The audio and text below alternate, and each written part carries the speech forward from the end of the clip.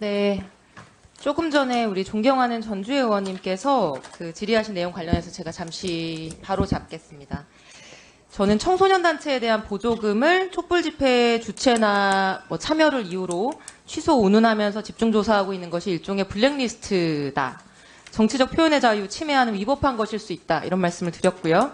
제가 언급한 판례 등등 관련해서 의원님께서 몇 가지 말씀 주셨는데 이제 몇 가지만 보충을 드리겠습니다. 그러니까 2009년 서울행정법원 판결의 핵심은 보조금 지급은 교부 목적 달성에 필요한 조건을 붙일 수 있다. 이게 그 판결의 핵심이고요. 그 판결에도 그 행정법원 14부의 판결인데 이 판결에도 이게 명시되어 있습니다. 보조금을 지급받을 단체의 성격과 활동 내용을 문제 삼아 교부 조건을 붙일 수 없다. 이것이 이제 그 정신인 거고요. 더 중요한 것은 지금 오늘 질의에서 언급된 그 두 단체가 여가부의 사업을 수행하면서 목적의 보조금 사용이 확인된 것이 지금 전혀 없는 상태입니다. 그 여가부의 확인 결과고요. 오히려 이 노동희망이라고 하는 이 두 번째 언급된 단체 관련해서는 여가부가 정상적으로 이 사업이 더 잘 추진될 수 있도록 독려했다는 답변이에요. 그런데 아직까지 보조금이 목적외로 사용된 것이 드러난 것도 없음에도 불구하고 권성동 의원 말 몇 마디에 SNS 글 하나에 단체의 적합성 확인해서 정치적 목적 사용된 보조금 모두 환수하겠다고 하면서 여가부가 지금 보조금을 근거로 해서 재가를 물리는 이런 모습을 보이고 있다는 게 문제라는 것입니다.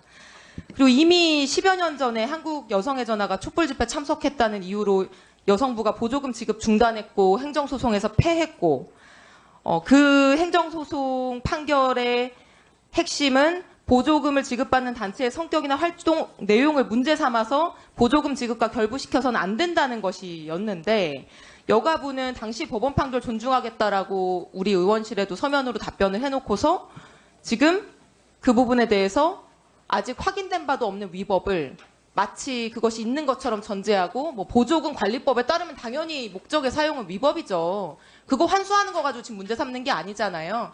우리가 블랙리스트 판결을 이 행정법원 사건 판결 하나만 이거밖에 없습니까? 박근혜 정부 때 블랙리스트로 위법 판결 받은 거 다 아시잖아요. 근데 이게 문제는 이런 거예요. 정부의 비판적인 집회에 참석하거나 관여한 또는 정부의 비판적인 입장을 내고 있는 단체들 리스트를 만들어서 그 리스트에 있는 단체들을 후벼파고 보조금을 문제 삼고 여러 가지 빌미를 가지고 옥죄고 재가를 물리는 거 이거를 전 국민이 블랙리스트라고 인식하는 거예요. 그 위험성을 지적했다는 말씀을 드리겠습니다. 그리고 장관님 아까 이제 다른 의원님 질의하실 때 여가부가 부처 평가에서 3년 연속 꼴찌다. 여가부가 적극적 역할도 못했고 무능하지 않았냐 이렇게 말씀하시면서 여가부 폐지 논거를 말씀하시더라고요. 전 좀 다르게 말씀드린 아니요, 걸로 다른 아는데. 의원님이 그렇게 말씀하셨다고요. 근데 우리 장관님 답변은 3년 연속 꼴찌한 거 맞고 적극적 역할 못한 거 맞고 취지도 저는 무능한 것도 인정하시는 취지로 이해했는데 그렇게 얘기하지 않았습니다. 장관님 뒤에 앉아 계시는 국가장님들 기분이 어떨까요? 저희 그 공무원은 다 같이 장관님 취임하고 권성동 원내대표 당시에 면담했을 때도 권성동 대표가 여가부는 그동안 성과는 없고 예산만 축내는 부처 아니냐. 그래서 기사가 대대적으로 났는데 그때 장관님은 자기 부처 공무원들을 세금 축내는 사람으로 폄하하는데도 불구하고 말 한마디 없이 거기 인정하는 태도를 보였고 제가 그 질의도 드린 적이 있어요. 근데 그 당시에 제가 말씀드린 것도 작은 구멍가게 사장도 그렇게 하지 않는다는 거예요. 그래서 장관님, 이게 장관직이 무슨 다음 총선 나가시기 위한 징검다리 이런 거 아니잖아요. 전혀 그러면 아닙니다. 네. 지금 맡고 있는 직분을 제대로 하셔야죠. 부처의 수장답게 말과 행동을 하셔야 된다는 거예요. 직원들 사기 꺾고 스스로 무용론을 주장하고 부추기는 게 조직의 리더가 할 일입니까? 거기에 대해서 부처 직원들한테 미안하지 않습니까? 의원님 제가 말씀 좀 드려도 될까요? 하세요. 예. 예를 들어서 그 이전에 저희가 있었던 잘못에 대해서 제가 인정하는 것이 저희 부처 그 공무원들 사기를 꺾는다고 말씀하시는 건 저는 사실이 아니라고 생각합니다. 저희가 새롭게 어떤 일을 할 때는 잘못된 부분이 있으면 그 부분에 대해서 고치고 무엇이 잘못인지를 알고 그다음에 어떻게 나아갈 것인지 방향을 정해야 되기 때문에 무조건 감싸고 다 잘했다고 얘기하는 것이 장관, 수장으로서의 역할이라고 저는 생각하지 않고요. 지금 여성가족부 그 조직 개편과 관련해서 저희 부처 안에서 마치 여러 가지 문제가 있는 것처럼 말씀하시는데 전혀 그렇지 않습니다.